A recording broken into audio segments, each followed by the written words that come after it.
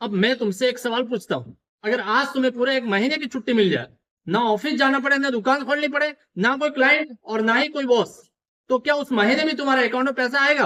अगर जवाब नहीं है, तो इसका मतलब तुम कमाई नहीं कर रहे हो, तुम अपनी मौजूदगी बेच रहे हो। यही है दुनिया का सबसे बड़ा जाल, जिसे लोग नौकरी का नाम देते हैं। और गलत मत समझना, मैं नौकरी के खिलाफ नहीं हूँ। नौकरी गलत नहीं है, लेकिन पूरी जिंदगी सिर्फ नौकरी पर निर्भर रहना, यह सबसे बड़ा जोखिम है।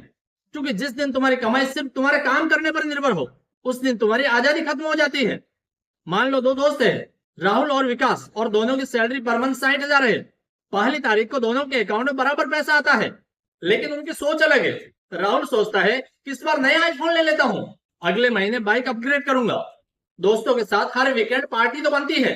धीरे धीरे फोन ईएमआई पर, बाइक ईएमआई पर, क्रेडिट कार्ड का बिल और लाइफ स्टाइल, इसकी पूरी सैलरी खा जाती है। अब विकास को देखो, वो भी वही 60,000 कमा रहा है, लेकिन हर महीने सबसे पहले अपनी कमाई का 20% सबसे अलग रखता है। वो नया फोन नहीं खरीदता है, वो पहले एक नई स्किल खरीदता है। वो दिखावे पर नहीं, अपने भविष्य पर खर्च करता है। वीडियो एडिटिंग सीखता है, कंटेंट क्रिएशन सीखता है, थोड़ा थोड़ा इन्वेस्ट करना शुरू करता है, और धीरे धीरे एक यूट्यूब चैनल शुरू करता है। शुरुआत में कोई व्यूज नहीं आते हैं, लोग हंसते हैं, मजाक उड़ाते हैं, कहते हैं कि इतनी मेहनत करके क्या मिलेगा तुझे। लेकिन विकास रुकता नहीं है, वो कंटिन्यू मेहनत करता है, लगा रहता है। अब तस्वीर बदल चुकी है, राहुल की सैलरी 1,20,000 हो गई है, लेकिन ईएमआई भी बढ़ गए हैं, खर्च भी बढ़ गए हैं, और तनाव भी। अगर नौकरी चली गई तो सिर्फ कुछ महीनों में पूरा सिस्टम हिल जाएगा।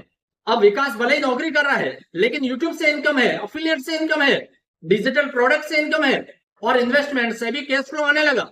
अगर वो एक सप्ताह छुट्टी भी ले ले तो भी पैसा आता रहता है। यही फर्क है इनकम और कैश फ्लो में। यहीं पर अधिकतर लोग जिंदगी की सबसे बड़ी गलती करते हैं। जैसे ही इनकम बढ़ती है, वो एसेट्स नहीं बल्कि लाइबिलिटीज खरीदना शुरू कर देते हैं। महंगा फोन, महंगी कार, ब्रांडेड कपड़े, नया घर, जिसकी ईएमआई उन्हें अगले 20 साल तक बांध देती है। बाहर से देखकर लगता है कि वाह क्या लाइफ है इसकी, लेकिन अंदर की सच्चाई सिर्फ वही जानता है जो हर महीने सैलरी आने से पहले बेचैन हो जाता है। अब सवाल आता है कि आखिर एसेट होता क्या है? बहुत आसान भाषा में समझो, एसेट वो है जो तुम्हारे जेब में हर महीने पैसा डाले, और लाइबिलिटी वो है जो हर महीने तुम्हारी जेब से पैसा निकाले।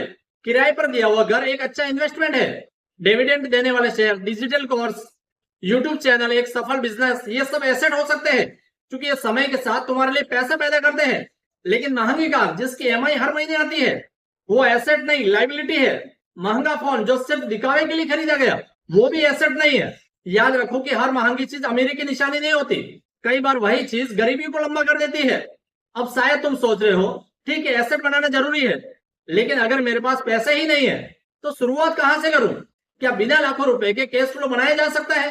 क्या एक नौकरी करने वाला या एक साधारण इंसान भी फाइनेंशियल फ्रीडम की तरफ बढ़ सकता है? बिल्कुल बढ़ सकता है। और अगले भाग में मैं तुम्हें वही 5 स्टेप ब्लूप्रिंट बताऊंगा, जिसका इस्तेमाल दुनिया के कई सफल लोगों ने किया है, जिससे अपनाकर कोई भी व्यक्ति धीरे धीरे अपने पैसे को अपने लिए काम पर लगा सकता है।